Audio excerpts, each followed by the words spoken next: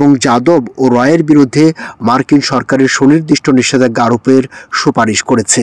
তবে এই বিষয়ে যুক্তরাষ্ট্রে নিযুক্ত ভারতীয় দূতাবাসের তাৎক্ষণিক কোনো মন্তব্য পাওয়া যায়নি। গত বছরের এপ্রিলে দেশটিতে বসবাসরত মুসলমানদের অনুপ্রবেশকারী আখ্যা দিয়ে নরেন্দ্র মোদী বলেছিলেন, মুসলিমরা বেশি বেশি সন্তান নেন।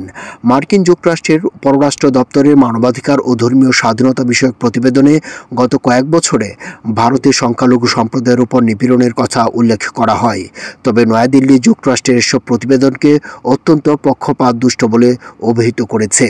ভারতীয় সংখ্যালঘুরা ক্রমবর্ধমান অমানবিক আচরণের শিকার হচ্ছেন বলে যুক্তরাষ্ট্রের ফেডারেল সরকারের স্বাধীন panel US commission on international religious ফ্রিডমের এক প্রতিবেদনে জানানো হয়েছে। মঙ্গলবার প্রকাশিত এই প্রতিবেদনে শিখ বিচ্ছিন্নতাবাদী নেতাদের হত্যা পরিকল্পনায় জড়িত থাকার অভিযোগে ভারতের বৈদেশিক গোয়েন্দা সংস্থা রিসার্চ অ্যান্ড অ্যানালাইসিস উইংয়ের ওপর রয়ের ওপর সুনির্দিষ্ট নিষেধাজ্ঞা আরোপের সুপারিশ করা হয়েছে। মার্কিন এই প্যানেলের বার্ষিক প্রতিবেদনে বলা হয়েছে, কমিউনিস্ট শাসিত ভিয়েতনাম ধর্মীয় বিষয়গুলো নিয়ন্ত্রণের জন্য প্রচেষ্টা বৃদ্ধি করেছে, যে কারণে ভিয়েতনামকে বিশেষ উদ্বেগের দেশ হিসেবে তালিকাভুক্ত করার সুপারিশ করা হয়েছে। যদিও ভারতের মতো চীনকে নিয়ে অভিন্ন উদ্বেগের কারণে ভিয়েতনামের সঙ্গেও ঘনিষ্ঠ সম্পর্ক গড়ে তুলতে চায় ওয়াশিংটন। বিশ্লেষকরা বলছেন, দীর্ঘদিন ধরে এশিয়া এবং অন্যান্য অঞ্চলে চীনের ক্রমবর্ধমান প্রভাবের পাল্টা হিসেবে নয়াদিল্লিকে দেখছে ওয়াশিংটন। এর ফলে ভারতে মানবাধিকার লঙ্ঘনের মতো বিষয়গুলো উপেক্ষিত রয়েছে। তবে প্যানেলের সুপারিশ বাস্তবায়ন বাধ্যতামূলক না হওয়ায় ভারতের গোয়েন্দা সংস্থা রয়ের উপর মার্কিন সরকারের নিষেধাজ্ঞা আরোপের সম্ভাবনা কেমন তা হয়তো সময়ই বলে দেবে। 2023 সাল থেকে যুক্তরাষ্ট্র এবং কানাডায় শিখ বিচ্ছিন্নতাবাদী নেতাদের ভারত নিশানা করছে বলে অভিযোগ করছে দেশ দুটি। এই অভিযোগ ঘিরে যুক্তরাষ্ট্র এবং ভারতের সম্পর্কে জটিলতা তৈরি হয়েছে। পাশাপাশি রয়ের সাবেক কর্মকর্তা বিকাশ যাদবের বিরুদ্ধে যুক্তরাষ্ট্রের শিখ বিচ্ছিন্নতাবাদী এক নেতাকে ব্যর্থ হত্যা চেষ্টা চালানোর অভিযোগ আনা হয়।